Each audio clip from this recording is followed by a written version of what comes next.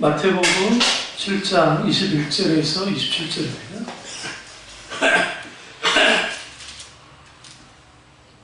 나더러 주여 주여 하는 자마다 천국에 들어갈 것이 아니요 다만 하늘에 계신 내 아버지의 뜻대로 행하는 자라야 들어가리라. 아멘. 우리가 이제 7절까지인데 우리가 한국교회가 쇠퇴하는 가장 근본적 이유가 뭐냐면 하나님의 부흥이 왔을 때 그 부흥이 제대로 요지 계승되지 않아서 그렇습니다. 그러니까 종교개혁이 일어날 때 마틴 루터를 통해서 100년을 지속했습니다.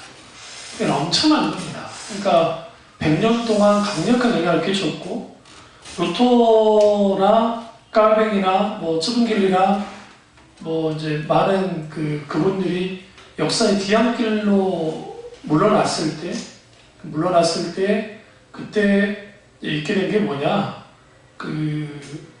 경건주의 운동이라고 하는, 그러니까 신앙이 죽어지니까 경건주의 운동이 일어났었고, 그런데 성령 역사가 많이 나타났었습니다. 그리고 또 하나는 경건주의 운동이 이제 다시 또 원초로 돌아가지 않는 본질을 잃어버렸을 때 이제 존 웨슬레라고 하는 영국의 웨슬레 목사님을 통한 대각성 운동, 신앙 부흥 운동이 일어납니다. 미국에서는 우리가 너무나 잘 아는 조난 에드워드의 제1차 대각성 운동이 동시에 일어납니다. 근데 이 모든 것들은 뭐와 관계가 있냐면 원천으로 다 돌아가는 거라는 거예요. 그러니까 진짜 신앙과 가짜 신앙을 구별하는 시금석을 오늘 좀 다룰 텐데 우리가 이게 진짜 신앙이냐 가짜 신앙이냐 이걸 어떻게 알 수 있냐는 거예요. 신자가 누굽니까? 그리스도인의 신자죠. 그리스도인은 그리스도께 속한 사람이죠. 그리스도의 지배를 받는 사람. 그런데 신자된 자가 결국은 그리스도에 속한 자로서 온전히 그렇게 생명력 있는 신앙생활을 해야 되는데 오늘날 이름만 있는 그런 신앙생활 하는 사람들이 너무 많다는 겁니다. 신자는 예수 그리스도를 믿고 그의 말씀에 순종하고 살아가는 사람들을 가리킵니다. 교인이 신자일 수는 없어요. 교인은 교회에 속한 사람일 뿐이야. 회원인 거예요. 교회 회원. 신자와 성도. 제가 존경하는 멘토가 되는 김단총 목사님이 우리 성도들이라는 표현을 쓰는 거 보셨어요? 쓰지 않아요. 거의. 우리 신자들이 왜 그렇게 쓰냐면 성도는 거룩한 무리라는 뜻인데 신자의 삶에 있어서 성화의 삶을 살 때 비로소 성도가 되는 겁니다. 그런데 오늘날 우리는 한국교회에 늘 쓰이는 게 성도잖아요. 그 교회 다녔는데 돌아가셨어. 그러면 집사는 아니니까 성도 누구누구. 너무 쉽게 쓸 수 있는 단어가 아닙니다. 사실. 그런 건 왜 그러냐면 내가 교인인데 내가 신자인데 혹은 내가 성도인데 중요한 것은 여기에서 우리에게 필요한 게 뭐냐? 거기에서 내가 지금 참이냐? 거짓이냐? 이걸 어떻게 알 수 있느냐? 세 가지 잣대. 세 가지로 돌아가는 것. 제가 말씀드렸죠? 십자가로 돌아가고 신앙의 본질로 돌아가고 성경으로 돌아가다 보면 내가 정말 진짜 신앙을 가지고 있었는지 가짜 신앙을 갖고 있었는지가 분명하게 드러나요. 한국교회가 힘을 잃는 이유 중에 하나는 신자들이 아주 적기 때문에 그렇습니다. 사실 그리스도인들. 그러니까 연예인들 중에 이 양반이 장로라는 게 믿겨지지도 않는데 장로가 있어요. 교회 유명한 가수인데 장로야. 근데 그 사람의 삶을 들여다보면 그게 장로 같지는 않는데 그런데 장로예요. 제가 시비 걸 일은 없습니다만은 기타는 듯 어떠한 직분도 받고 교회 회원도 되어졌지만 그것으로 그의 신앙이 인정받는 것이냐? 그렇지는 않습니다. 한국교회는 직분으로 인정받는다고 생각해요. 그렇지 않아요. 그렇죠? 이런 말 있죠? 교회 다니는 것들을 더해! 라는 말이 공공하게 있습니다. 왜 교회 다니는 것들이 더해 할 때는 불신자들이 자기들이 불리할 때도 교회 다니잖아. 그거예요. 사실 자기들이 언제 내가 교회 다닌다고 해서 뭐 해준 적은 없잖아요. 그러니까 불리하면 교회 다니는데 뭐 어쩌죠 그런단 말이에요. 말도 안 돼요. 그러나 그 이면에는 소위 교회 다닌다고 하는 사람들 중에 아주 몹쓸 인간들이 많다는 거예요. 생각보다. 교회에 대한 착각을 하고 있는 게 교회는 선한 사람들이 모이는 곳이다? 그렇지 않아요. 교회는 죄인들이 모이는 곳이다. 그리고 교회에 들어가면 교회에서 정화시켜 줄 거라 생각해요. 그렇게 되는 게 좋아요. 그러니까 그게 실제로 용광로에 정말 용광로에서 뜨거운 광물을 집었을 때 부수물이 제거되듯이 교회에서 그런 역할을 해주는 게 교회이긴 하지만 그렇다고 해서 다 그렇게 제거되느냐? 그렇지 못하는 겁니다. 오히려 죄인들이 모인 공동체, 아주 부족한 사람들이 모인 공동체, 예수 그리스도의 사랑으로 모인 공동체인 거죠. 그래서 서로를 향한 중보기도 또 서로를 향한 어떤 사랑의 섬김이 아주 필요한 겁니다. 그래서 여러분, 이 세상에는 수많은 종교가 있는데, 종교는 다 같은 종교가 아니죠. 왜냐하면 기독교는 구원이 있지만 세상 종교는 구원이 없기 때문에 그렇습니다. 종교는 인간이 만들어놔요. 그러나 기독교는 하나님을 찾아오셔서 계시하셔서 생긴 겁니다. 종교를 통해 절대로 하나님을 만날 수 없습니다. 뭘 통해서 하나님을 만날 수 있습니까? 오직 예수 그리스도 그분을 통해서 하나님을 만날 수 있는데 우리가 하나님을 믿는다고 하면서 너무나 많은 사람들이 어떤 큰 실수를 하게 되어지냐면 내가 교회를 다녀요. 근데 문제가 있어요. 하나님 만난 경험이 없는 거예요. 요즘 한국교회 전체적으로 아주 영적으로 이제는 거의 대부분이 밑바닥입니다. 심지어는 서물교회를 할지라도 저는 사모에게도 그랬어요. 이 서물교회 한 4, 5년 전부터 국내사역 끝장이 날 거다 그랬어요. 그 이유가 뭐냐면 다른 쪽 사역들을 많이 넓히고 해외 사역 참 귀하긴 한데 국내에 있는 목사님들 섬기는 교회들이 영적으로 성장하거나 더 기도로 무장되어서 하라는 그런 게 아예 일어나지 않기 때문에 그렇게 되면 원동력을 잃어버려요. 그러면 그러한 우리도 서울교회 선교회 뭐 집회도 많이 갔었지만 과거에는 그때 얼마나 하나님의 기름부음이 강했어요. 뜨거웠고. 그런데 이제 이육수 목사님 사모님이 그랬다잖아요. 이제 신나지 않는다고. 큰 보너스 받아. 어떤 기대감도 없고. 왜 그럴까요? 지금 한 15년 정도 됐죠? 10몇 년 됐죠? 그때 오래 끌고 온 거예요. 뭘 치고 나가지 못해서 그러냐면 뒤에서 이어줄 수 있는 차기 리더십들이 같이 나와야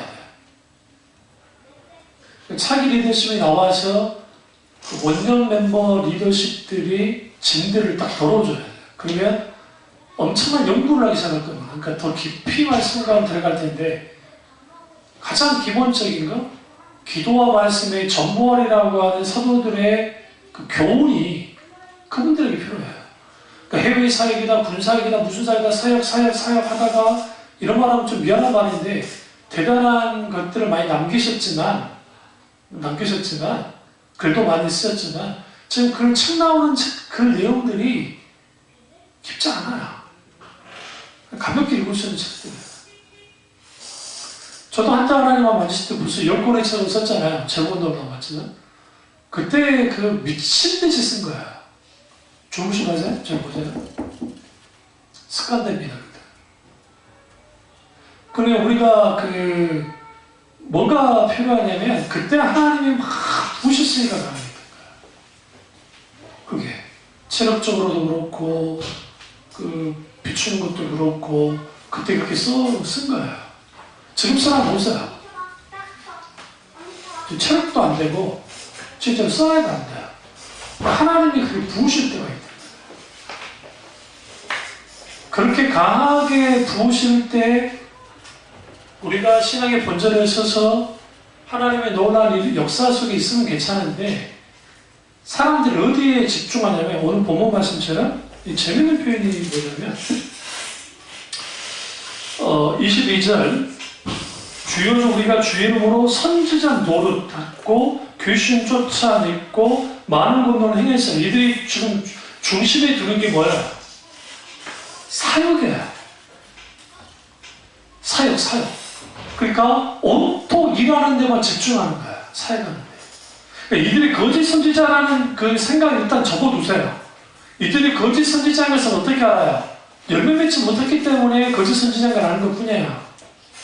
우리가 우리는 이미 결과로 이들이 거짓 선지자니까 잘못된 사람들이니까 이거 문제가 있는 거 아니냐 그렇게 할 수 있지만 여기서 중요한 게 뭐예요? 지금 선지자 노릇했다는 것은 예언을 했다는 것이고 귀신을 쫓아냈다는 것은 축사사역을 했다는 것이고 그 다음에 많은 범동을 행했어요. 그러면 이거는 오늘날 우리가 그토록 원하는 강력한 역사가 나타난 거예요. 얼마나 신나겠습니까? 얼마나 좋겠어요. 그러니까 이런 놀라운 역사가 나타났는데 예수님이 이렇게 말합니다. 불법을 행하는 자들이라 라는 거예요. 이게 뭐가 문제는 거예요? 뭐가 문제냐? 참이냐 거짓이냐의 이 시금석이 분명히 필요합니다. 그건 뭐냐면 오늘 이제 앞으로 다룰 십자가 그리고 신앙의 본질 그리고 하나님의 말씀 물론 여기 이것이 정상적으로 움직이려면 성령의 조명은 필수해야 돼요. 성령의 역사하셔야 돼요. 성령의 역사가 없으면 절대로 안 돼요. 어떤 역사는 일어나잖아요. 어떤 일도 벌어지지 않고. 그러면 오늘 이 당시 예수님의 이 종교 지도자들은 율법과 전통을 내세우면서 예수님의 복음을 거부했습니다. 그럼 우리가 여러분이 댁에 가셔서 약속을 좀 하셔야 될 게 오늘 이 소개 듣고 7장을 반드시 읽으셔야 돼요. 전체를. 그 이유가 뭐냐면 이 말씀이 나오는 건가? 24절 누구든지 이 말을 듣고 행하는 자는 이때 이 마태복음 7장 24절에 나의 이 말을 듣고 라는 게 뭐냐면 단순히 이 말씀뿐만 아니라 산상순 전체를 말해요. 근데 여러분이 5장부터 7장까지 읽으라면 힘드시니까 제가 100번 양보해서 7장만 읽으시라는 거예요. 뭔지 아시죠? 네. 7장을 한번 쭉 읽어보세요. 이 말을 듣고 있는 산상순 전체를 포함하고 있어요. 그걸 치는 사람이다. 그럼 왜 새벽교 성교회가 이렇게 됐을까? 사람이 많이 모이고 안 모이고를 떠나서 늘 목사님들이 같은 설교하고 같은 주제 가지고 하는 거 그걸 다 떠나잖아요. 다 떠나서 이 사역, 이런 사역하고 있습니다. 이런 사역이 열렸습니다. 이런 성과가 있었습니다. 저런 성과가 있었습니다. 라는 게 많이 나와요. 요즘 들어서. 과거도 있지만. 그럼 뭘 의미하냐면 사역이 그렇지는 않겠지만 이제는 보여지는 것을 아주 강하게 하기 시작하는 거예요. 눈에 띄게. 그러면 이단과 전통 그리고 개혁 이렇게 부흥과 부흥의 역사가 나타났던 교단이나 교회들이 이후에 전통적인 교회로 바뀌어져 버리는 전통 교단화가 되는 가장 근본적 이유가 뭐냐면 하나님과의 근본적인 관계를 중심으로 하기보다는 시스템을 만들고 소위 말하는 건물을 짓고 이걸 뭐라고 해요? 일종의 인프라 자기들만의 인프라를 구축하는데 막 써버리잖아? 쏟아버려요. 여의도 순복음교회가 얼마나 뜨거운 교회냐면 80년도에 70년도 60년도 다 아시겠지만 80년도 90년도 초까지만 해도 아주 뜨거운 교회였어요. 난예배 가도 아주 뜨거운 기름 부음이 있었습니다. 이제 80년도 말까지. 어느 날인가 그런 기름 부음들이 서슬 뒤로 사라지기 시작했어요. 왜냐? 이제는 기존 전통화되기 시작했어요. 그러니까 순복음교회 간다고 해서 예전에 순복음교회만의 특색이 있었는데 지금은 장로교회 같아. 순복음교회 같지만 장로교회 같단 말이에요. 힘을 잃어버리겠어요. 지금 여의도 순복음교회는 유지되는 것은 조 목사님이나 최철수 목사님 그분들의 기름 부음, 그 놀란 하나님의 그것에 대한 어제의 기름 부음이 유지되어 나가는 것이 이게 무슨 내일의 기름 부음으로서 강력하게 하나님의 그런 건 아니란 말이에요.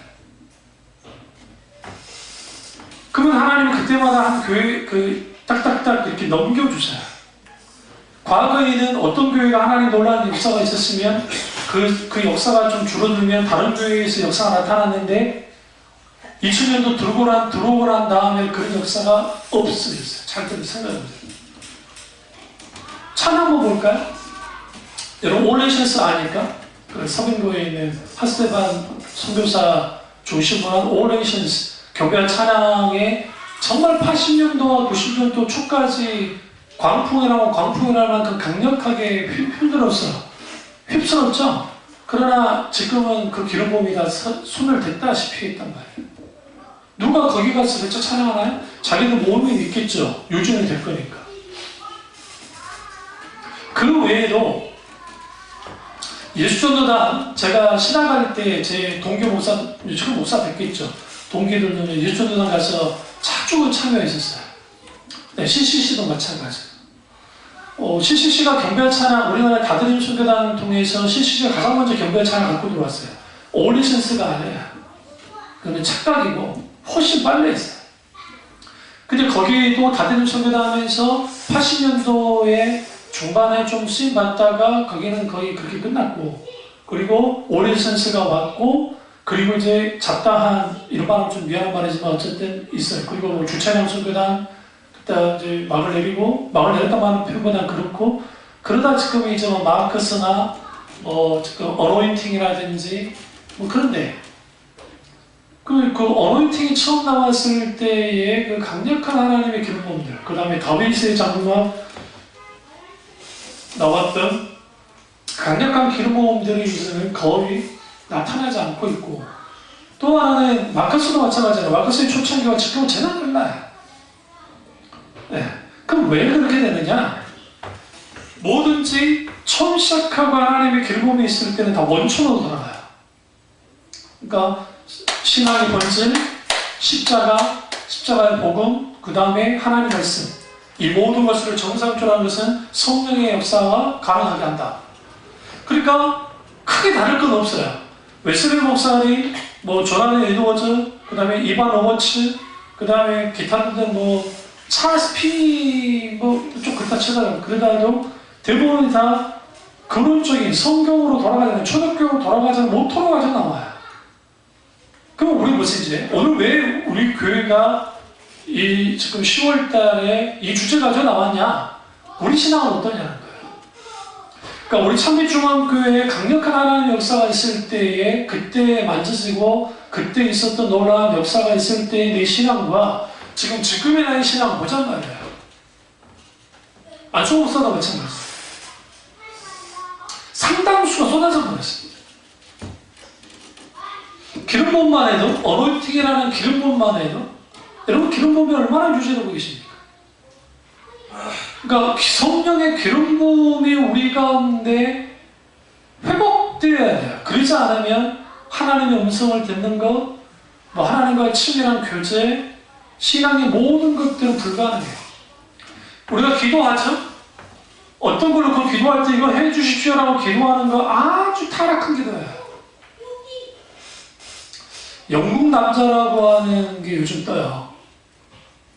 모르시는 거 저도 몰랐는데 우리 딸내미가 알려주니까. 근데 그게 이제 유튜브에 영국 사람인데 우리나라 게임도 먹고 영국 사람들이 아주 웃겨요. 여러분 좀 너무 마음이 답답하고 우울하실 때 와이파이에서 한번 보세요. 진짜 웃겨요.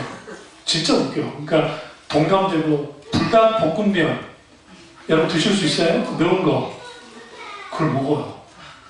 영국 사람이 밥다가 막 그런 게 있어요. 근데 그게 성공의 신부가 하나가 나와요. 영국 사람이에요.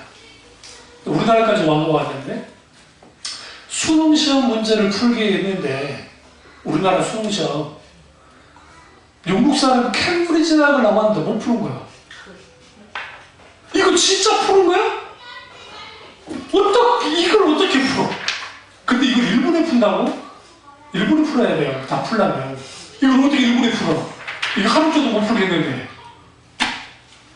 그러니까 내가 기도해 주겠다. Our Father, 하면서 하나님, 전능하신 하나님, 그리고 함께 해주시고 불쌍히 여겨주시고. 그런데 신앙의 본질에 관련된 기도를 한 거 아세요? 공부를 통해서 그들이 자기 정체성을 찾게 하소서. 아주 가벼운 프로그램이에요. 이분이 좀 장난반, 진단반을 기도를 했어요. 그런데 저는 이때까지 어떤 목사를 통해서도 어떤 교회에서도 나는 그런 기도를 들어본 적이 없어요. 애들한테 좋은 성적에서 뭐 공부를 잘하게 해주세요. 그게 아니라 그들이 이 공부 과정 속에서 그들의 정체성을 하게 해달라고, 알게 해달라고. In Jesus' name prayer. 아멘. 옆에 있는 녀석도 아멘. 미친 남자 막 그런단 말이에요. 그게 막 별로는 사람 미국 그 영국 사람들.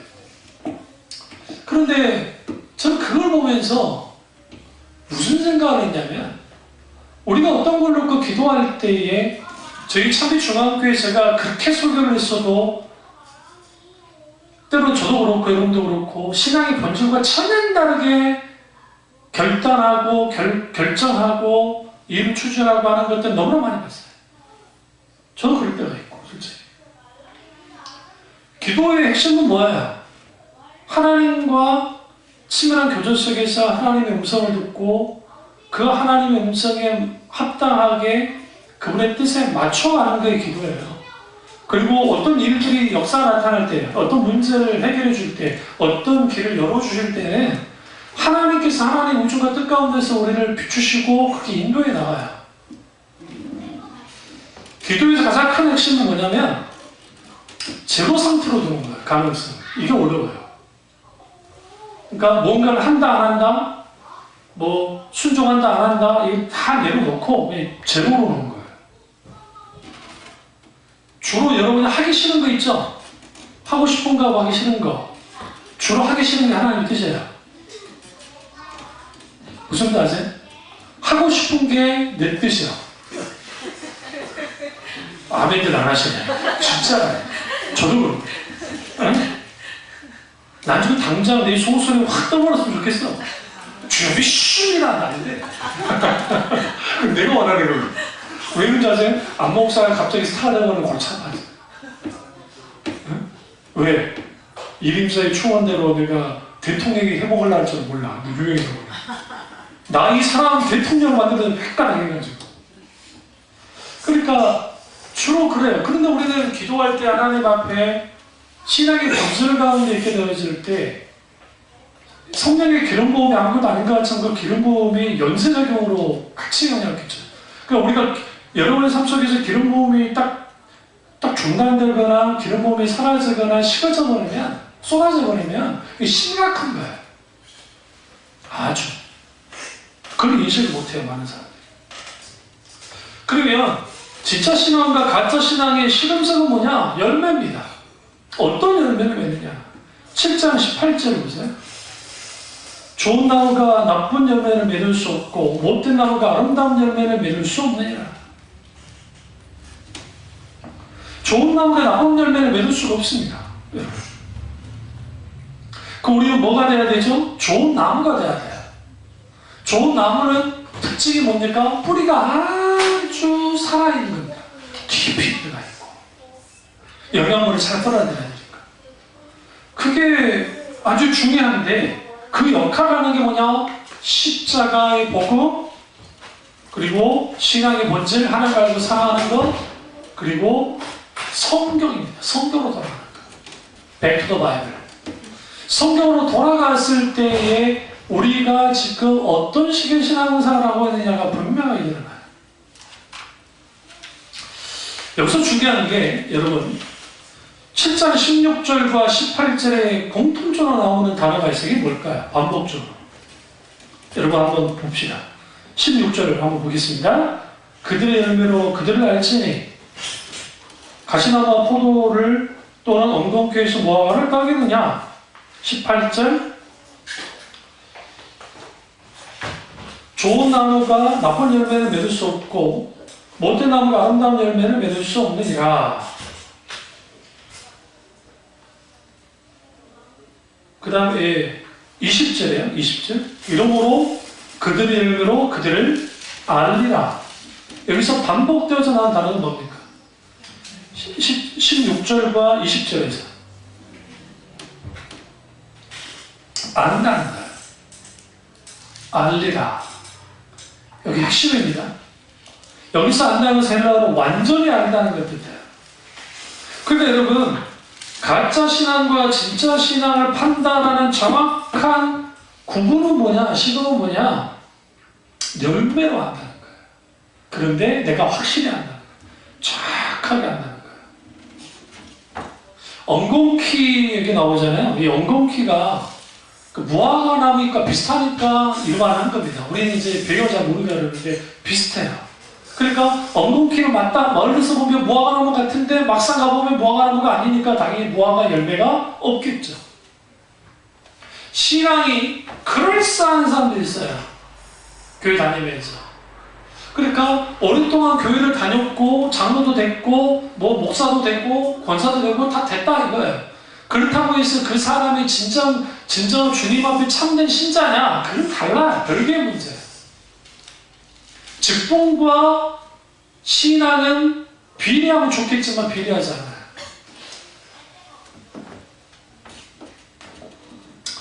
그러면 예수님이 가짜 신앙을 분별하는 시금석을 크게 두 가지로 말합니다.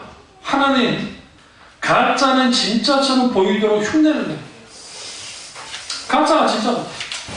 박보검이가 이 초속의 밑에서 나오진 않고 이 초속이가 이단이 아니라고 이제 그 녀석이 자기 이제 본성을 드러냈는데 그 이유가 뭐냐면 이 초속이를 통해서 자기 아빠가 병고쳐 받았다 이거예요. 그랬으니까 병을 고쳤는데 그러면 당연히 진리에 있는 사람 아니냐. 웃기는 소리라는 거야. 오늘 성경을 통해서 말하면. 왜요? 주 이름으로 많은 검도를 하겠다는 것은 병도 고쳤다는 거야. 그러니까 여러분 이단들 중에 그 이재록이라든지 뭐 그 기타 등등 소위 그런 이단들이 그들만의 기적일 하나님 하셨다는 것들 얼마나 도배를 합니까? 예전에 김기화 씨도 그렇고 할렐루야 원장, 기도 원장. 그러면 그러한 것들이 그러면 그들이 하나님으로부터 직접적으로 쓰임 받은 증거가 됩니까? 그렇지 않아요. 현상은 현상이야. 안송 목사가 획득을 해가지고요. 그 우리 교회 기름부음이 굉장히 강할 때 그때 제가 좀 더 홍보하고 좀 더 은사주의로 가고 좀 더 그려버렸으면 제가 늘 말씀드린 지금보다 사람 많았을 거고요. 지금보다 제가 부자가 됐을 거예요. 왜? 헌금 계속 끌어내야죠.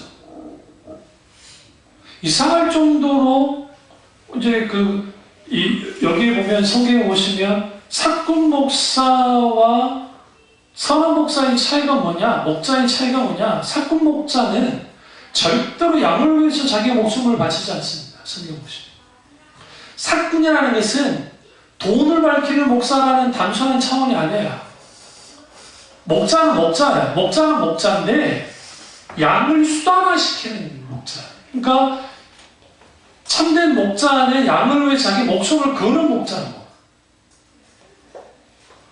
가짜 목자는 양이 나의 수입이고 근데 이게 이제 사꾼 목자라는 것은 그 시대에 뭐와 관계이냐면 이 대목장주가 너무 목장이 크니까 페이를 주고 돈을 주고 고용한 사람이에요. 사꾼 목자. 우리는 사꾼 목자하면 우리 무슨 생각이에요? 팔을 들잖아요. 나쁜 것도. 그러나 그 시대는 일반적이었단 말이에요. 그럼 보세요. 사장이 가게에서 물건을 팔 때와 직원이 물건을 팔 때가 달라요. 사장들은 베일 꼬여도 그래도 잘해주려 합니다. 그러지 않나요? 그러나 직원들은 적당히 봐서 팔면 그만, 안 팔면 그만해. 월급만 받으면 돼. 여기서 사꾼과 선한 목자의 차이는 뭐냐면 사꾼은 목자장으로부터 돈을 받고 월급쟁이로서 있기 때문에 내가 월급 받은 만큼만 양에게 뭐 하는 거예요? 하는 거예요. 그러니까 우리 생각에 막 사건 목자는 우리는 그렇게 착각하는 거예요. 돈만 밝히는 그런 나쁜 목자라고 생각하는 것은 우리가 현대적으로 생각한 것이고 그 시대에는 달라요. 근데 진짜 목자는 예수님 그러잖아요. 나는 선한 목자다. 나는 양을 위해서 내 목숨을 마구나 바치거니와 목숨을 거는 거야. 그 선한 목자 중에 대표적인 게 다윗이죠. 다윗이 어린 시절에 양떼를 가지고 갔는데 사자가 물어가니까 세상에 여기 생각해보세요. 사자가 이렇게 물고 막 하는데 거기 가가지고 그걸 빼냈다잖아요. 목숨 걸면서. 여러분 월급쟁이가 그렇게 하겠어요? 미쳤어. 내가 다치면 큰일 나게. 그게 가짜와 진짜의 차이예요. 그러니까 목사가 야망이 내려지지 않으면 일종의 야망이 안 내려지면 교인들을 이용해서 교인수가 많고 재정이 많으면 그걸 가지고 내가 정치적으로 군림하게 됩니다. 그래서 총회장이 되고 뭐가 되고 높아지게 돼요. 이게 심각한 거야. 이게 타락하는 거죠. 그러면 가짜가 진짜처럼 보인다라고 할 때는 이거 아셔야 돼요. 예레미야 시대의 예레미야는 그 시대의 사람들에게서는 가짜 선지자였어요. 그래서 왕도 싫어했고 일반 백성들도 싫어했어요. 딱 열 몇 명만 따랐어요. 그러니까 예레미야는 죽을 때까지 약 14~15명만 10명 정도 될 거예요. 그러니까 그들만 예레미야의 소교를 들었고 단 한 명도 되지 않았어요. 심지어 그의 예언대로 이스라엘이 멸망을 했어요. 멸망을 했어요. 똑같이. 그리고 또 사람들이 찾아왔어요. 와서 당신의 예언이 맞았어요. 그러니까 이제 보니까 당신이 참된 예언자 같은데 그럼 우리는 어떻게 해야 됩니까? 라고 물었습니다. 그러자 예레미야가 하나님께로부터 받았던 말씀을 그대로 합니다. 너희는 바벨론의 포로가 되라. 그러니까 항복해버려라. 도망가지 말고. 그러니까 사람들이 들고 일어났어요. 이 매국노 같은 거. 매국노 같은 발언이죠. 중국 놈들이 쳐들어왔는데 중국 놈들이 우리를 쑥대밭을 만들었는데 우리 중국 놈들한테 예를 들어 항복하라는 거 그거 말도 안 되잖아요. 그럼 왜 그러느냐? 이렇게 말합니다. 예레미야가 하나님은 항복하라다. 근데 걱정하지 말아라. 주님의 70년 후에 너희를 뭐 할 거다? 태우게 하시리라. 두려워하지 말고 항복해라. 근데 그들이 불같이 일어났습니다. 그리고 예레미야를 끌고 이집트로 내려가 버려요. 이집트에서 피난을 간 거야. 근데 하나님의 진노가 어디까지 미치냐? 이집트까지 미쳐요. 그래서 그 바벨론 느부갓네살 왕이 이집트를 초토화시킵니다. 그래서 이집트로 도망쳤던 유대인들을 다 쓸어버립니다. 이후의 역사를 보시면. 예레미야는 어떻게 죽었느냐? 톱으로 켜 죽였어요. 살아있는지. 톱으로 반토막을 죽였어요. 전 세계. 그렇게 죽였어요. 그러면 거짓 선지자와 참 선지자는 그 시대에 딱 들여다보면 그 시대의 사람들을 아주 좋아하고 아주 인기 있는 사람들이 이런 말하면 좀 그렇지만 그 대다수 거짓 선지자였어요. 성경 보시면. 왜냐하면 그들은 누구와 충돌할 이유가 없어요. 양들과 충돌할 이유가 없어요. 그들이 원하는 걸 다 해줬기 때문에. 예레미야는 누구였느냐?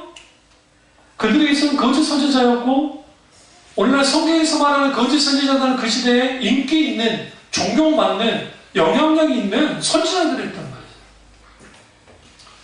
말이에요. 예수님이 이 부분에 대해서 분명히 말했어요. 그리고 다 바리새인들도 이제 역사 이후에 역사가 지나고 난 다음에 그들의 그 소위 예레미야를 비판하고 있던 그 사람들이 가짜인 걸 알았고 예레미야가 참된 선지자라는 것을 알았어요. 분명하게. 근데 문제가 있었어요. 그거는 과거에는 분별이 됐는데 정작 현실에는 자기가 예레미야 시대의 거짓 선지자들이 걸었던 그 길을 똑같이 걸고 있어요. 누가? 바리새인들. 우리는 어떨까요? 우리도 그럴 수 있어요. 신약시대에도 거짓 메시지를 들고 오절패던 사람도 있습니다. 그 성경에 이 말을 합니다. 갈라디아서에 뭐라 하느냐? 영어로 이제 영어보다는 그냥 할게요. 위대한 사도라고 하는 거예요. 위대한 선생이라고 하는 사람들이 어디를 내려오냐면 이스라엘에서 바울이 목회하고 있는 곳으로 내려왔습니다. 그들이 스스로 뭐라고요? 위대한 선생. 그들이 갈라디아 교회를 어떻게 보셔놨냐면 예수 그리스도의 십자가로만은 구원받지 못한다. 믿음으로 구원받지 못하고 거기에 율법의 할례들, 의식이 같이 있어야 된다라고 주장을 나온 거예요. 이게 왜 그 시대의 파장이 심했냐면 갈라디아 교회 전체가 흔들렸어요. 전체가. 그러니까 사도 바울이 분노하면서 편지를 쓴 겁니다. 분노하면서. 그들을 향해서 뭐라 그래요? 거짓 선지자 혹은 거짓 사도라고 강력하게 말을 하죠. 오늘날 우리가 적극적인 사고방식, 무슨 그럴듯한 듣기 좋은 설교를 떠버리는 많은 목사님들이 계시는데 저도 하려고 할 수 있어요. 왜냐면 제가 20대 때 읽었던 책이 그때는 어렸으니까 자기계발 서적을 제 기억으로 한 300권 이상 읽었어요.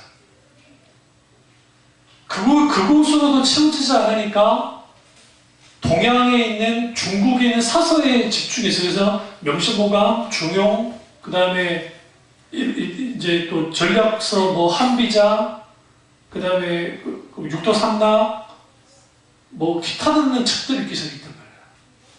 춘추기, 열국기, 뭐 이런 모든 책들. 그러니까 제가 싸우고만 하는 씬들 제가 그릴 사람 제가 잘 쓸 수밖에 없는 게 그런 책들을 육도삼락부터 시작해서 한비자 이런 책들 많이 읽었기 때문에 어릴 때 읽었던 그 기억이 머릿속에 있어요. 그러니까 다 기억을 못하지만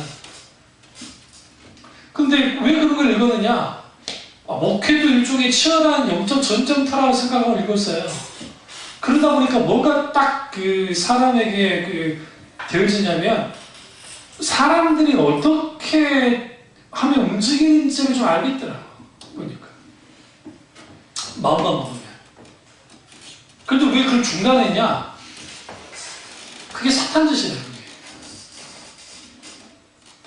목사는 신자들의 사람들의 마음을 훔치면 안 돼요. 정치인들의 마음을 훔치잖아요. 쇼를 해서라도. 네? 근데 목사는 훔치면 안 돼요. 목사까지 그려버리면 안 돼요.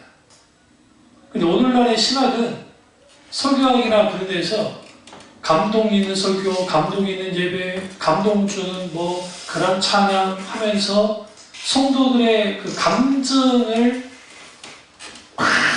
잡아가지고 그대로 극대화시켜야 돼요.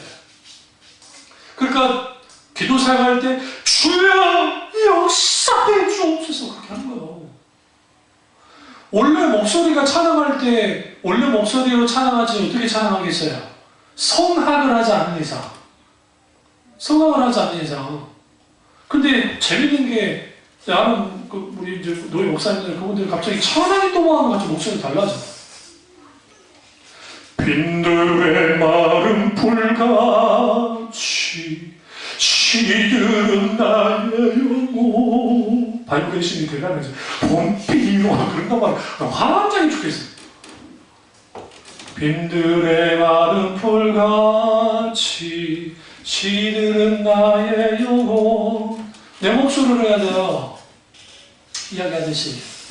근데 왜 그렇게 찬양 인도할까요? 그래야 소위 이걸 뭐라고 하냐면 그 은혜톤이라고 하는데요. 이게 어디서 왔냐? 카톨릭에서 왔어요.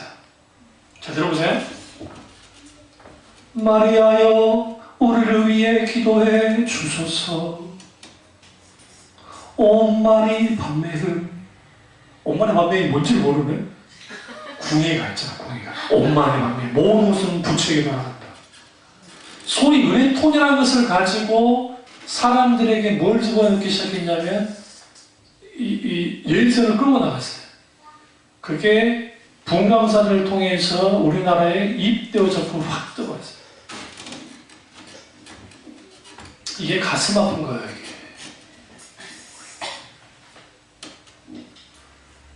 사람들은 근데 재밌는 게요, 그렇게 하면 많이 모여요.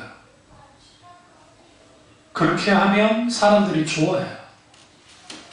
문제가 있어요. 영혼이 죽어갑니다. 죽어갑니다. 소위 말하는 초록교회에 보면 그리스도 장사꾼이라는 사람들이 있었어요. 그 사람들이 뭐 했느냐, 일종의 예수 그리스도를 팔아서 자기들의 이익을 축적하게 하겠단 말이에요. 당을 짓고 이익을 막 추구하기 시작했어요. 그게 그 시기에도 있었어요. 그러면 거짓 선지자들은 어떤 특징을 갖느냐, 양의 옷을 입은 이리레가 사꾼 목자 거짓 선지자라고 했으니까요. 하나는 뭐냐, 위장하는 거예요. 진리와 정의로 무장된 게 아니라 소위 자기식의 경험, 자기식의 신학, 신앙, 그걸 가지고 위장을 해요. 요한 1서 4장 1절에 살아있는 자들아 영을 다 믿지 말고 오직 영들이 하나님께 속하였나 분별하라 라고 말하죠. 그러니까 우리가 어디에 무슨 역사 나타난다더라, 어디에 뭐가 있다더라, 그게 중요한 게 아니에요. 실제로 그들이 정말 어떤 사람인가, 그게 가장 중요하죠. 또 하나는 탐욕입니다. 탐욕. 예수님이 이렇게 말하죠. 거짓 선지자를 삼가하라 라고 말씀합니다. 여기서 이 삼가라는 게 헬라어 프로세코인데 조심하다, 경계하라. 마태복음 7장 15절과 16절에 거짓 선지자를 삼가하라. 양의 옷을 입고 너에게 나오나 속이는 노력한 일이라. 그의 열매로 그들을 알지니. 여기서 열매는 칼포스인데, 칼포스의 뜻은 식물의 열매를 가리키기도 하지만 그들의 일과 행위와 행위를 뜻해요. 실제로. 그럼 이 열매를 통해서 그들이 진짜인지 가짜인지가 판명이 됩니다. 그러면 아니 이 주제를 가지고 왜 그러면 지금 제가 이 설교를 하느냐, 우리가 이제 원천으로 돌아가야 되겠는데, 아도 폰테스로 돌아가야 되겠는데, 우리가 원천으로 돌아가려면 결국은 내가 어떤 상태인지를 분명히 알아야 돼. 단순히 내가 그냥 설교가 잘 들려오지 않는다, 기도가 잘 안 된다, 과거에 비해서 과거보다 은혜를 좀 덜 받는, 그게 문제가 아니에요. 그냥 하나의 현상에 불과하고, 근본적인 뭐냐면 이거예요. 나는 무엇인가? 나는 무엇인가? 하나님께서 야곱에게 나타나셔서 야복강에서 너의 이름이 무엇이냐? 라고 물었을 때, 제가 말씀드렸죠? 그것이 단순히 그의 이름을 묻는 것이 아니라 너는 무엇냐? 라고 물었어요. 야곱이 가장 위기 상태였고, 야곱이 가장 뭐예요? 정말 좋지 않은 상황에서 하나님 만났습니다. 그때에 하나님이 원하는 게 뭐냐면, 그 사람 자체가 하나님 앞에 뭐하기 원하는가요? 온전히 죽어지기를 원하는데, 야복강에서 끈질기게 저항했어요. 너무나 많은 목사님들이 그 사건을 긍정적으로 설교를 하는데 저는 그 이해할 수가 없어요. 이게 어떻게 긍정적인 설교가 되겠죠? 야곱이 하나님을 이긴 적도 없고 하나님을 못 이기서는 가만둔 것도 아니에요. 박영선 목사님과 그리고 김나주 목사님의 해석감, 저는 그걸 지지합니다. 야곱의 아집이 그대로 드러나는 상황이에요. 그래서 환도뼈를 치지 않고서는 안 될 만큼의 그가 고집쟁이였던 거예요. 이게 오늘 우리의 모습으로 되게 되는 거예요. 안수 목사도 마찬가지고, 우리가 하나님 앞에 있을 때 우리에게 고쳐지지 않는 너무나 많은 그 습관들, 그러니까 좋은 습관들을 가지면 좋겠는데 그게 많단 말이에요. 네. 하루에 성경 한 장 보기가 쉽지 않잖아요. 그걸 다 치고 하루에 한 장씩 다이얼리, 설교 다이얼리 그거 넘기는 것도 쉽지 않잖아요. 왜? 금방금방 까먹어버리기 때문에. 이걸 우선순위에 두지 않으면 안 돼요. 아침 일어나기 전에 기도하고 주무시기 전에 기도하고 그 다음에 그걸 한 장, 저도 어쩔 때는 그걸 놓칠 때가 있던 거예요. 그러니까 그게 별거 아니지만 그런 하나하나의 그런 습관들이 우리의 신앙이 적어도 한꺼번에 확 무너지지 않도록 만들어져요. 그러니까 무너지지 않도록 만들려면 많은 기둥들을 세워야 돼요. 그 기둥들이 우리를 유지하게 해줘야죠. 우리 신앙을. 그런데 우리 기둥이 성경이면 성경, 십자가 보면 십자가 복음, 성령 역사면 성령 역사, 뭐 기타 등등 기도는 기도, 이것들이 균열이 되고 망가지기 시작했는데 이거 어떻게 유지하겠어요? 실제로. 그래서 우리는 뭐 해야 되느냐? 이제는 원천으로 돌아가야 되는 거예요. 십자가로 다시 돌아가야 되고 다시 신앙의 본질로 돌아가야 되고 다시 성경으로 돌아가야 된다는 거예요. 근데 이 모든 것을 가능하게 하는 것은 뭐다고요? 성령이 역사하십니다. 그럼 여기서 재미있는 게 흉내낸다 했잖아요. 가짜는 진짜를 흉내낸다고. 이게 이제 오늘 우리 성경에서 노릇했다라는 걸 썼어요. 보세요. 22절 선지자 노릇하고, 선지자가 아니고 그냥 노릇한 거예요. 그러면 소위 말하 우리가 이들은 실상의 허상이고 형태는 있으나 속이 비었는데 왜 이들이 선지자 노릇했을까요? 선지자 노릇하면 인기 있잖아요. 여러분들 얼마나 높아지겠어요? 거기에 귀신을 쫓아내는데 얼마나 능력이 좋으라고 받들어 주겠습니까? 엄청난 권능을 하니까 누구든지 높여주겠죠. 그게 좋은 거예요. 그게 좋아서 그렇게 했단 말이죠. 근데 재밌는 표현이 있어요. 22절 제일 뒤에 보시면 아니하였나이까 하리니. 우리 한글 성경에 아니하였나이까 하리니 이 부분이 과거형이에요. 현재형이 아니라고요. 내가 과거에 선지자 노릇했었고 과거에 귀신을 쫓아내봤고 과거에 내가 우리 한국말에 왕년에, 여러분 왕년에 말 잘 쓰잖아요. 왕년에 내가 큰 사업도 해봤었고 왕년에, 그러니까 왕년에 말하는 사람 치고 현재 좋은 사람이 없어. 지금 내가 왕년이면 절대로 그 말 안 해요. 얼굴 쳐다보세요. 서로 간에 내가 지금 왕년인가 하니까 욕 아닙니다. 그러니까 안성 목사도 우리 지하 교회에 있을 때 그 기름 부음에 말하는 이유가 뭐예요? 지금 그 기름 부음이 많이 사라졌으니까 지금 그 말하고 있는 거예요. 이번에 컨퍼런스, 세목교 컨퍼런스에서 그러잖아요. 그 과거에 하나님의 놀라운 그런 것들이 사라졌다고 부모들이 말하잖아요. 슬프게도 사모는 그 속에 듣고 가슴이 아파서 막 그렇다. 그래요. 다른 하나의 특징이 뭐냐면 가짜는 말씀을 듣고 행하지 않습니다. 이게 이제 저와 여러분의 걸립니다. 이제 5장부터 7장까지가 상상순위인데 이 예수님의 말씀을 듣고 행하느냐 행하지 않느냐, 행하는 사람은 반석 위에 지은 집 같은 믿음의 사람이고 행하지 않으면 모래 위에 지은 집 같은 사람이다 라고 이제 말합니다. 여기서 중요한 게 있어요. 그게 뭐냐면 뒤로 가보시면 이들을 향해서 뭐라고 말합니까?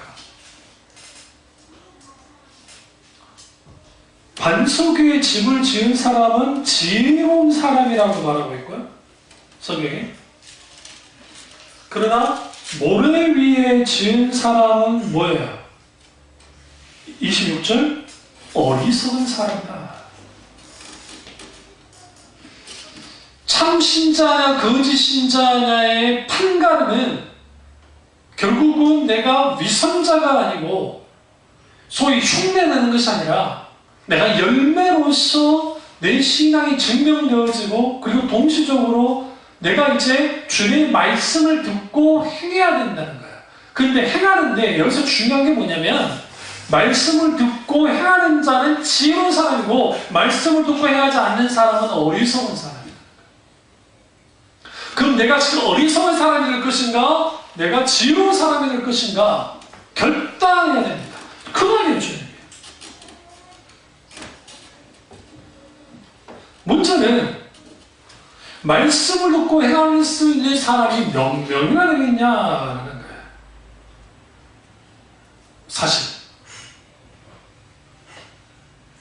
근데 여러분, 계명에 대한 설교를 제가 하면서 나를 사랑하는 자가 내 계명을 지키는 자다라는 것을 요한 1서에서 말하고 있죠. 내 계명을 지키는 자가 나를 사랑하는 자다라고 말합니다.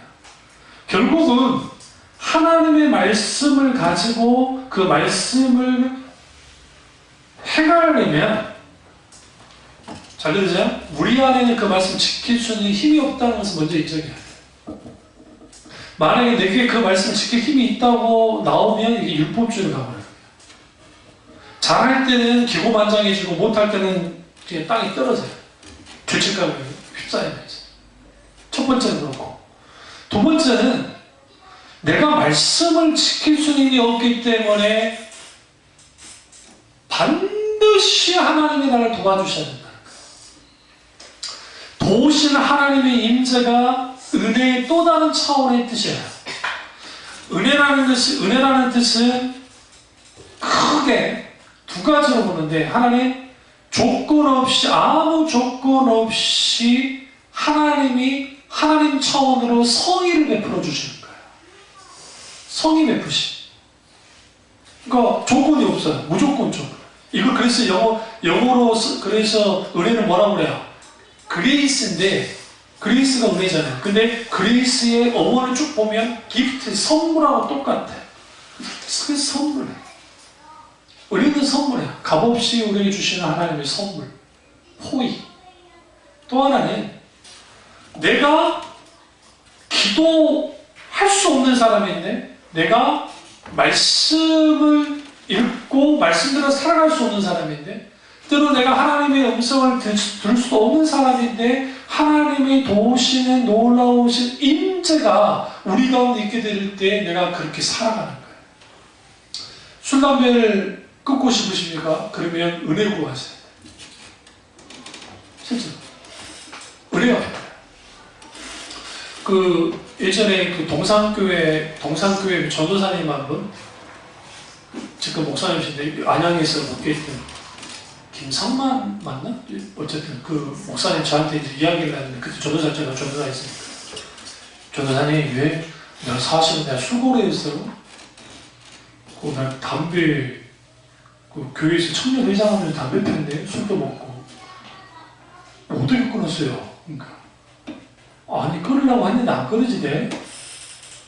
근데 어느 날 하나님 앞에 기도를 하는데, 기도원 가서 이제 기도를 하는데, 하나님, 나 같은 놈이 술 끊어도 안 되고 담배도 못 끊어요 하면서 울었대. 그냥 울면서 기도하는데 한심해가지고, 본인이 또 심지어는 또 신학 공부까지 하는데, 응? 여러분, 생각보다 신학대학에 뻐끔쟁이가 많습니다. 제가 한번 뒤엎은 적이 있어요. 어떤 새끼가 나오라고 그랬어요. 죽여버린다. 필 데가 없어서 신학대학교 화장실에서 이런 막 난리를 쳤더니 죽인다고? 알고 보니까 일하러 온 아저씨들도 몰래 핀 거예요. 거기서 피면 안 돼요. 신학대학교 때문에 미안하더라고. 이제 후배들이 그런 줄 알고, 그럼 가만 놔둬요. 그럼 엎어야지 그걸. 아니, 필 수는 있다고 생각해. 자기들이 표를. 그래도 거기 와서 피면 안 되지. 완전 범죄를 하든지. 그러니까 이제 제가 좀 그런 적이 있긴 있어요. 그렇게 기도를 하고 했는데도 오늘 갑자기 술이 역겨워지고 담배가 역겨워지대요. 그리고 끊어버렸대요. 그 역사가 있을 줄 알아. 아멘 안 하죠. 여기만 하면 다 농담입니다. 실제 은혜가 필요해요. 그래서 제가 막 술, 담배 문제 가지고 여러분을 달달 안 먹잖아요. 제가 한 번도 해본 적은 없지만, 그럼에도 불구하고 그게 의지대로 잘 되지 않는다는 걸 알기 때문에, 그래서 은혜가 필요해요. 하나님 은혜가 필요해요. 네. 그렇다고 또 너무 마음 놓고 막 또 그러시면 안 돼요. 주님이 삐지시니까. 중요한 거는 뭐냐면, 말씀대로 행해야 된다 라는 것은 누구나 다 압니다. 들은 대로 행하고 싶어요. 근데 안 된다는 거예요. 왜 안 될까요? 우리의 타락한 본성 때문에. 우리는 하나님의 말씀대로 살아가는 것보다 말씀 없이 내 마음대로 살아가는 것에 익숙한 사람들이에요. 그게 편해요. 이런 말 하잖아요. 세상 그 사람들이 좋은 습관을 가질 때, 운동 습관 하시는 분, 좋은 운동 습관 가진 분들 있잖아요. 그분들 그 말 하잖아요. 하루만 운동 다 쉬잖아요. 탁 깨져버려. 재밌게도. 그러니까 우리가 막 좋은 습관들 있지 않습니까? 막 좋은 습관들 딱 하루만 쉬어도 자기도 모르게 깨져버린대요. 나쁜 습관은, 응? 나쁜 습관은 안 깨져. 우리 저기 자리 막 이렇게 눕지 말하잖아요. 막 밥 먹고 난 다음에 눕지 말하잖아요. 근데 우리는 눕죠. 왜? 누워야 이게 편하거든요. 잘못하면 식도염 올라오고 막 그러는데도. 왜? 편하니까. 그러니까 안 좋은 습관들은 하지 말라 해도 해요. 왜? 육신의 본성에서 편하기 때문에. 그러나 좋은 습관들은 그러니까 조금만, 뭔가 문제가 조금만 생겨도 금방 깨져버려요. 문제는 영적인 세계가 그렇다는 거예요. 영적인 세계가. 그러니까 여러분의 삶 속에서 찬양이 넘쳐나야 되고, 소위 다른 목사님들, 본전에 있는 목사님들이 설교된 그런 것들을 아주, 그러니까 정말 또 제 소리도 마찬가지고 그런 것들이 계속적으로 나올 필요가 있어요. 들려질 필요가. 습관으로 있어요. 그게 별거 아닌 것 같아요. 특별히 운전하시는 분들. 특별히. 그리고 그 외에도 자고 깰 때, 일어날 때, 혹은 성경을 보는 거, 기타 등 그런 것들이 하나씩 만져지기 시작하면 이게 기둥이 되고 세워집니다. 하나씩. 근데 이 기둥이 아예 없으면 아예 땅에 떨어져 있죠. 깨져 있어요. 그러면 이게 아무 쓸모없는 게 되는 거예요.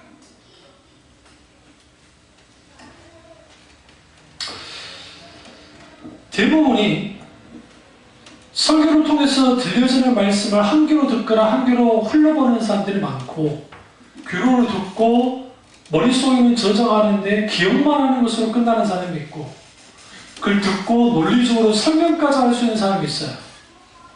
그런데 말씀을 듣고 행하지 않으면 똑같아요.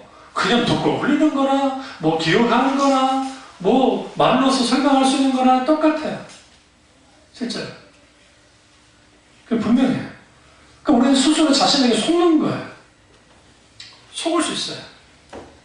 성경을 많이 한다고 해서 좋은 성도가 아니고, 그렇다고 많이 하는 게 중요하긴 하지만,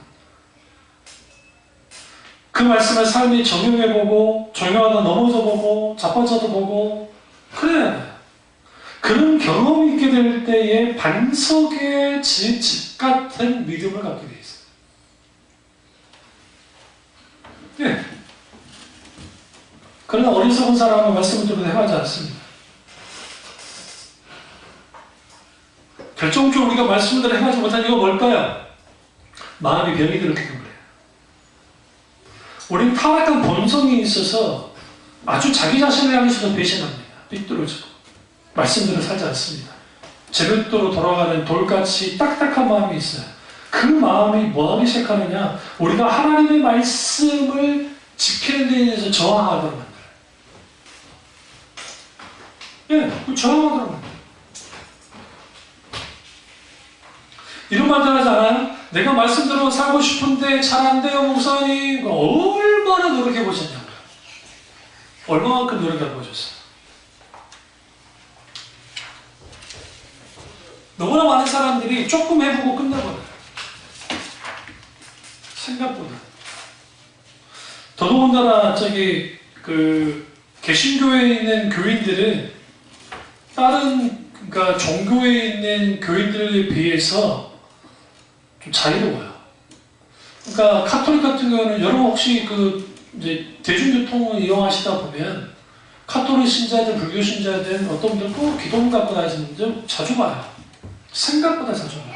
그러니까 대중교통 이용하면서 길을 가잖아요. 어딘가 가시겠죠. 뭐 어딘지는 모르겠지만, 근데 그분들이 이걸 계속 하면서 되뇌고, 그 다음에 염주 있죠, 염주.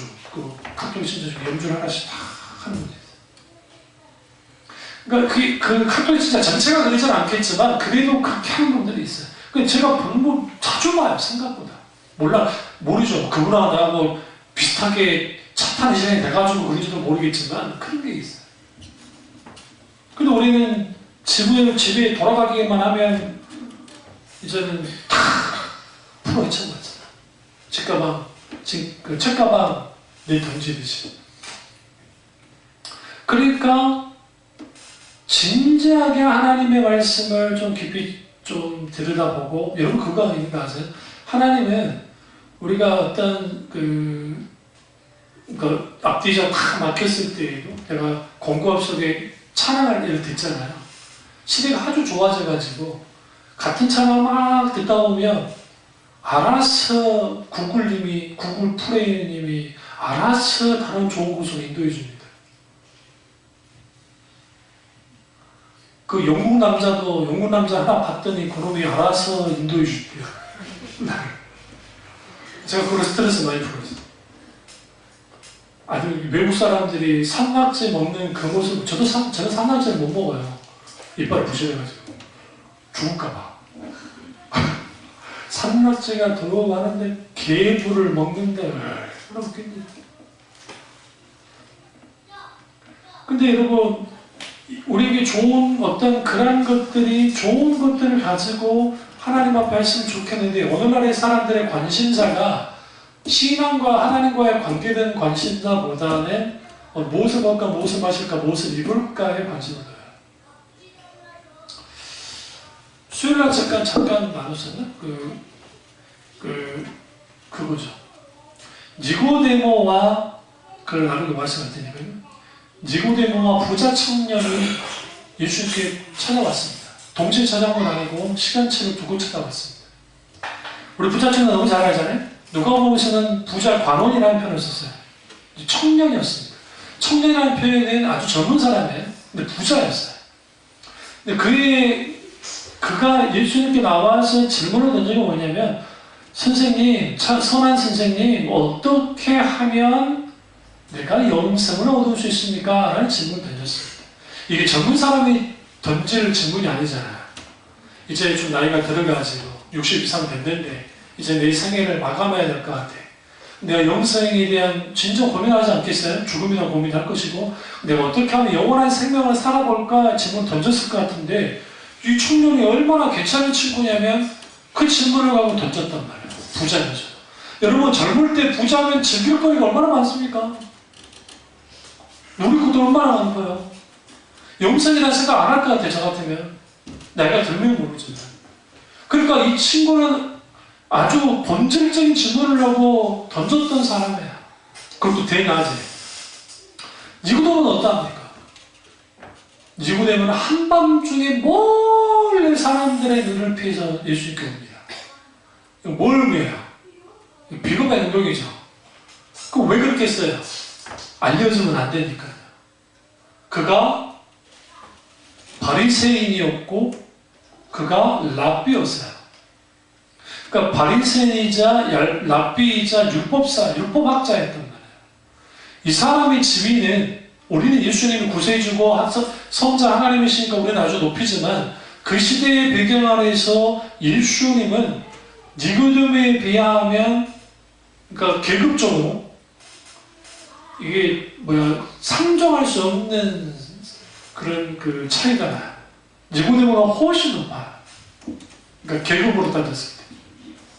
근데 그가 예수님께 나와서 하는 말이 이렇게 말합니다. 선한 선생님이라고 하지 않았어요. 뭐라고 말하느냐? 굉장히 중요합니다. 내가 보니 당신의 말과 당신이 하신 행동을 보니 하나님께로부터 보냄을 받으신 분이 맞습니다. 이 말은 뭐냐? 그런 구약의 학자잖아요. 성경을 딱 들여다보는데 성경에서 말한 그 하나님이 보내셨다는 거예요. 근데 예수님이 그가 질문하기도 전에 전국을 딱 찔러버립니다. 너 거듭났니? 라고. 반말하지 않았겠죠. 다시 거듭났느냐? 그게 뭔 소리입니까? 예수님 뭐라 합니까? 물과 성령으로 거듭나지 않으면 하나님 나라에 들어갈 수 없느니라. 그러면 니고데모가 뭘 고민하고 나온 거예요? 구원요. 영생을 고민하고 나왔어요.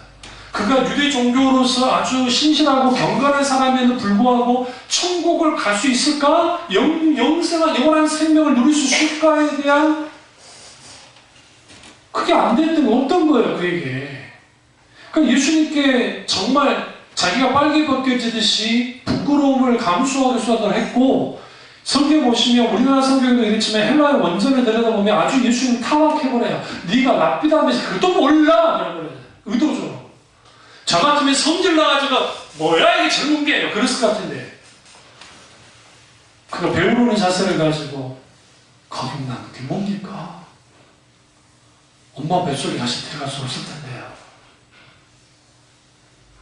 물과 성령으로 다시 태어나야 된다. 성경은 그걸로 끝납니다. 니고데모가 어떠했다라는 것은 나오지 않아요. 그리고 성경은 딱 침묵해봐요. 그런데 요한복음 보시면 후반 예수님 십자가 죽으시고 난 다음에 니고데모가 동작을 해요. 저는 그 위대한 니고데모를 다시 한번 제가 언젠가 설교를 하겠습니다만은 부자 청년이 돈이 많아서 계명 다 지켰다 했잖아요. 5경부터 10경은 다 지켰습니다. 라고 하니까 예수님이 뭐라고 해요? 야, 그러면 네가 한 가지 부족한 게 있는데 네 물질을 어떻게 해라? 하나님께 다 드리고 나를 따르라 하면서 넌 나의 제자가 되라 라고 말씀하십니다. 이렇게 복잡한 것은 제가 다음에 해드리고, 니고데모는 영생의 문제를 해결하러 갔다가 물과 성령이 어쩌고저쩌고 거듭나야 되구나 받아들였어요. 그 말씀을요. 그리고 성경은 침묵하다가 갑자기 아리마대 요셉과 니고데모가 등장을 해요. 성경 보시면 갑자기 하면서 예수 십자가 돌아가셨어요? 죽으셨어요? 근데 제자들은 다 도망쳤어요. 그러니까 가룟 유다는 예수님 팔아먹고 자살해 죽어버렸고, 베드로는 예수님 3번 부인하고 아주 못된 짓을 했고, 나머지 제자들은 숨어 있었고, 사도 요한 하나만 예수님 십자가 지시는 거 보긴 했지만 비겁하게 뒤에 물러나 있었고, 근데 예수님의 시체를 달라고 아리마대 요셉도 바리새인입니다. 산헤드린 공의 회원이에요. 니고데모도 마찬가지로 산헤드린 공의 회원이고, 우리로 말하면 국회의원 같은 사람이에요. 그런데 그 사람이 뭐합니까? 예수님의 시신을 달라, 아리마대 요셉. 근데 누가 같이 나서느냐? 니고데모가 나섰다. 우리는 그 나섰다는 것을 성경을 너무 쉽게 보는데, 지금 예수님 십자가 죽으셨어요? 그럼 그때 예수님 부활 일어날 거를 이 세상에 있는 사람은 단 한 명도 안 믿었어요. 제자들도 안 믿었어요. 아리마대 요셉과 니고데모 믿었어요? 안 믿었어요. 분명히 말씀드리지만. 믿었다고 한다면 달랐을 거예요. 그런데 그러면 보세요. 그 당시 예수 그리스도가 십자가 죽은 거 예수님은 실패한 거잖아요. 그 시대 기준으로. 실패했잖아요. 처참하게 죽었잖아요. 나무에 달리자마자 저주받는 자를 저주받고 죽었단 말이에요. 저주받는 자를 위해서 나섰어요. 누가? 니고데모가. 부자 청년이 자기 물질을 다 드리고 하나님 예수님을 따르는 그 무게와 니고데모가 죽으신 예수는 이미 실패했다고 조롱받는 예수를 위해서 나서는 그 모습은 뭐가 다르냐면, 니고데모는 생명을 걸어야 돼요. 부자 청년의 생명을 걸 필요가 없어요. 그냥 물질만 걸면 돼요. 그런데 니고데모는 생명을 걸어야 되고, 그 가족이 아니까지 다 걸려있어요. 출교당할 거니까 자본도 죽을 수도 있기 때문에. 근데 과감하게 결단을 행동한 거 아십니까? 자기 정체를 드러내버렸어요. 나 예수 제자다. 나 예수 제자다. 뭐가 참과 거짓을 가려고 이렇게 해버립니까? 의리입니까? 니고데모가 단순히 의리 때문에 그랬다 생각하세요? 아니에요. 니고데모가 그렇게 반응할 수 있었던 것은 적어도 그가 한밤중에 찾아가서 그 예수님과 대화를 나눴고, 그 예수님의 사역과 삶과 성품과 이 모든 것들을 들어봤을 때 그분은 하나님께로부터 보냄을 받은 분이라는 거예요. 그렇게 돌아가신 분도 안 됐고, 그렇게 그렇게 시체가 놔둬서는 안 된다는 거예요. 내 목숨을 걸어서라도 맡겠다는 거죠. 그리고 나갔어요. 그래서 이렇게 말합니다. 당당하게 나갑니다. 이걸 아리마대 요셉과 함께. 아리마대 요셉이. 이걸 주석가가 뭐라고 하세요? 아리마대 요셉이 뻔뻔 숨을 만큼 당당하게 빌라도에게 예수님 시체를 내놔라 했다. 근데 그들은 내줬어요. 왜 내줬을까요? 둘 다 뭐예요?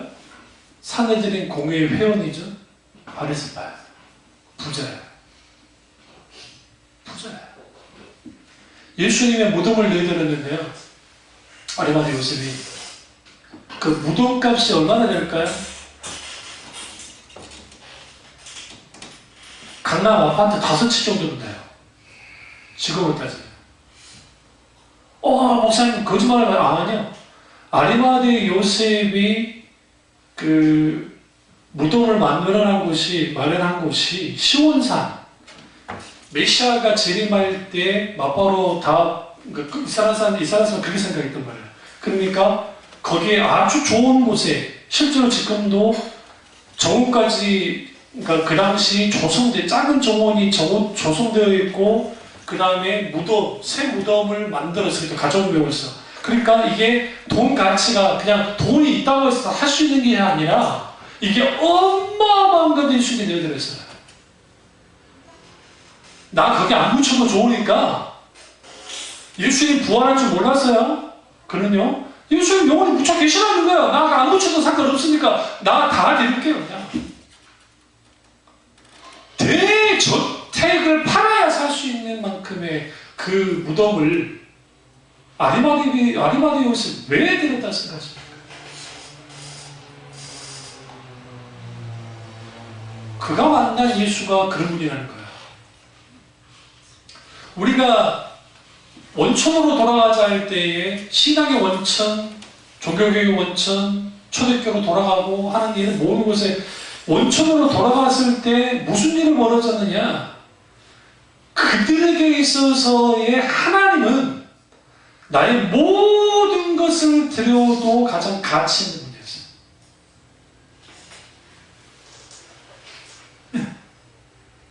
부자 청년 다시 돌아갈까요? 부자 청년이 영생의 문제를 가져 나왔을 때 대낮에 나왔잖아요. 그가 성공할 것 같고 그가 칭찬받을 것 같았는데 그건 실패했어요. 심히 근심하고 왔다 했습니다. 심히 근심했다고 하면 무슨 말이에요? 내가 예수님을 따르자니 그렇고 물질을 버리자니 그렇고 근심했다는 거죠. 무기추가 여러분 기도하시다가 어떤 분은 기도를 하는데 이게 근심할 때가 있어요. 내가 하나님을 따르자니 교회를 따르자니 아니면 내가 원하는 걸 따르자니 이게 막 흔들릴 때 있어요. 응? 내 마음은 어디에? 하나님 따르는 것보다 다른 것을 따르는데 계속 할 때가 있단 말이에요. 이건 놓기가 쉽지 않아요. 내려놓기가 쉽지가 않아요. 그러면 사람들은 어떻게 선택하느냐? 자기가 원하는 선택을 문제가 있어요. 거기 심히 근심할 때 있죠. 영적인 나락이 탁 떨어져. 이게 성경의 원리예요. 니고데모요? 한 방에 집에 날아갔습니다. 북교인이 날아가요. 그러니까 사내된 공회원이 날아갔고 바리새파에서 출근당했고 그래서 전승에 하면 아리마대 요셉과 니고데모가 여기 어때요? 예수님 당시 인물 소프타라는 글을 제가 쓴 적이 있는데 그러니까 시간의 흐름과 비밀의 책 쓰고 그 다음에 동산교회에서 청년들 교사들 가르치려고 여러분 되게 없을 거예요. 말했겠지. 예수님 시대 인물 소프트라고 하는 그 인물들에 관련된 걸 제가 자료를 다 수집해가지고 내 신학적인 어떤 그때는 웃긴 거지. 이제 가르치나 뭐 많이 하지도 않는데 어쨌든 막 썼던 글이 있어요. 근데 추적을 하다가 그 삭개오, 그 다음에 니고데모, 그 다음에 아리마대 요셉 이들을 추적하다가 특별히 그 니고데모와 아리마대 요셉의 순교를 나갑니다. 주를 위해서 기꺼이 순교를 해요. 그러니까 다 이뤘어요. 그러니까 세상 기준으로 보면요, 누가 지혜로운 사람이에요? 부자 청년이 지혜로운 사람이에요. 굳이 예수 때문에 너 재산 날릴 필요 없잖아. 근데 그 재산 언제 다 날려준 줄 아세요? 부자 청년? 여러분 모르죠? 알려줄까요? 궁금합니까? AD 70년에 티투스 장군에 의해서 예루살렘이 초토화됩니다. 당황했어요. AD 135년에 그때 용케피에서도 135년에 하드리안 황제에 의해서 다 쓸어버렸습니다. 그리고 유대인들을 더 이상 팔레스틴 땅에 살지 못하게 하고 흩어버렸습니다. 씨를 말려버렸어요. 씨를. AD 70년에 그러면 예수님이 30년에 33년에 공생을 하셨으니까 그 부자 청년이 예를 들어 오래 살았다고 하잖아요. 그 다음에 그 재산이 70년 했다 할지라도 40년 버틸 만한 물질이 있어요. 40년. 30년에서 40년. 그것도 자녀에게 물려줬어도 그 땅이 어떻게 됐어요? 쓸어버렸다. 누가? 로마인들. 우리는 종종 여러분 좀 진지하게 신앙생활 하면서 나 이거 하고 저거 하고 이렇게 살고 저렇게 살고 뭐 하고 살고 요즘 욜로 인생 욜로 인생 하는데 그건 좋다 이거예요. 중요한 가장 소중한 건 뭐냐면 내가 하나님과의 관계 속에서 정말 내가 영원한 생명을 내가 누리며 살 수 있는 사람인가 라는 것을 진짜 고민을 하죠. 일절은 뭘 챙겨야 될 때냐면 내 영혼을 챙겨야 될 때예요. 특히 연세 드신 분들일수록 육신은 가면 갈수록 약해지시잖아요. 쇠퇴하시고 저희 어머니가 이명증이 오셔가지고 저는 16년 전에 너무 무리도 했고 또 교회 여러분 모르는 교인인데 그 집사 4명이 아주 속을 많이 썩여서 그때 이명증이 왔어요. 지금까지 있어요. 고통을 하기 때문에. 그러니까 또 무리하세요. 아마 교회에서 계속 자시고 주무시고 새벽기도 뭐 다 문 열고 예배 준비 다 하고 막 그걸 어머니가 다 하시니까. 근데 그 말 하신다. 나 이제 아들 입장이니까 좀 다른 사람한테 지렇게 해가지고 좀 이제 좀 조금씩 하시라고. 그렇지 이제 안 할 수가 없다고 막 그러시더라고요. 근데 재밌는 말은 어머니랑 동갑이신 분이 계시는데 72이시니까 71살이시구나. 근데 치매가 온 거예요. 아주 그 권사님이 치매가. 아주 분이 사람이 좋으셔요. 어머니 말하자면 또 아드님이 사위가 장로시고 그 교회 장로시고 부자야. 아주 잘 사는 집. 근데 치매가 오니까 요즘 그런 기도 하신다잖아요. 우리 아들들 위해서 주여 내 정신이 돌아가지 않도록 돌아가게 해주는 거예요. 자식들을 위해서. 그러면서 하시는 말씀이 불쌍하다. 돈 많으면 뭐 할 거냐. 정신이 오락가락. 우리의 영혼을 어느 때보다도 챙겨야 된다. 40살 넘으니까 헤로인이라고 하죠. 오래 살면 뭐 할 거야? 40살 넘으니까 헤로인은. 나이가 원래부터 저질렀으니까 그렇게 치더라고요. 저희 정도 저질 아니었어요. 저 어렸을 때 공부하기 시작하면서 이렇게 된 거야. 하지 말았어요. 공부를 하지 말았어요. 저는 뭐 산으로 둘로 축구, 야구 뭐 막 했던 사람이에요. 낚시하러 다니고 막 그러니까 튼튼할 수밖에 없었어요. 근데 그렇기 때문에 우리는 적어도 내 영혼의 관리에 대해서 좀 생각하셔야 돼요. 한국교회가 이렇게까지 영적으로 문제가 된 건 뭐냐면 과거에는 은혜 받는 거, 과거에는 정말 우리가 하나님 나라 가는 거 그것에 대한 관심이 참 많았어요. 오늘날에는 그게 없어졌고 이제는 무엇을 먹을까 무엇을 입을까 무엇을 마실까라고 하는 내 인생 실생활에 대한 관심이 많으니까 거기에 탐닉하다가 뭘 놓쳐버리냐면 하나님과 나 사이에 수많은 영적인 추억들, 영적인 어떤 그런 관리들이 안 되는 거예요. 특별히 연세가 계시는 분들 있잖아, 하나님이 언제 어느 때 어떻게 부르실지 모르기 때문에 저도 마찬가지고 그렇기 때문에 반드시 뭐 해야 되느냐, 하나님과의 관계가 치우쳐져야 돼요. 다행히 저는 제 동기 목사들 아주 죽은 사람이 없어요. 감사하게도 동기들 중에서.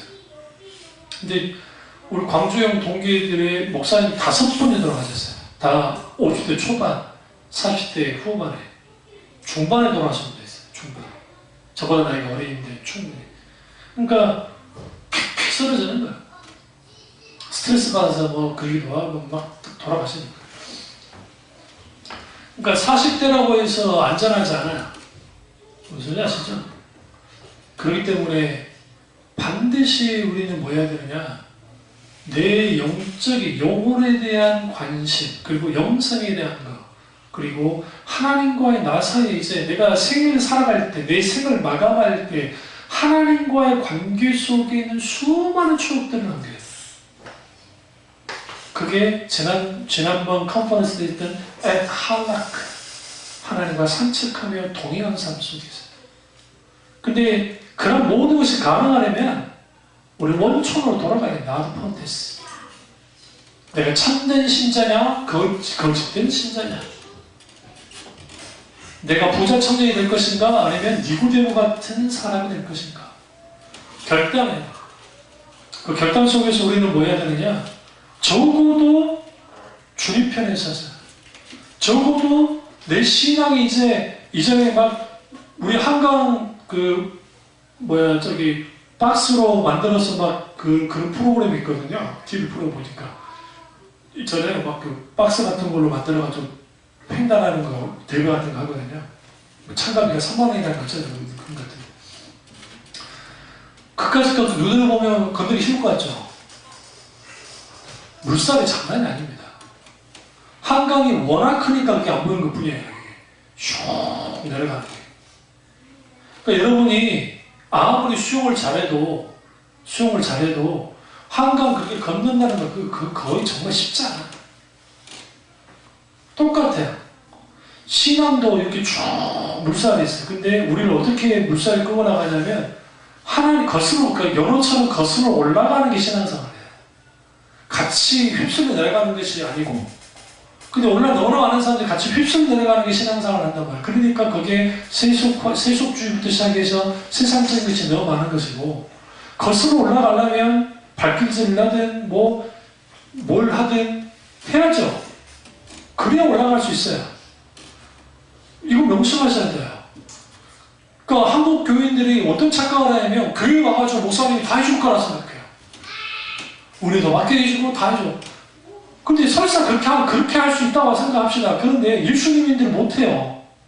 예수님도 이 땅에 오셔가지고 지금 계셔가지고 아무리 소개를 하셔도 우리가 그런 삶을 살아버리면, 그냥 흘러내려가는 듯이 그 삶을 그렇게 살아내려가 버리면 예수님이 계셔도 아무 역사도 안 나요.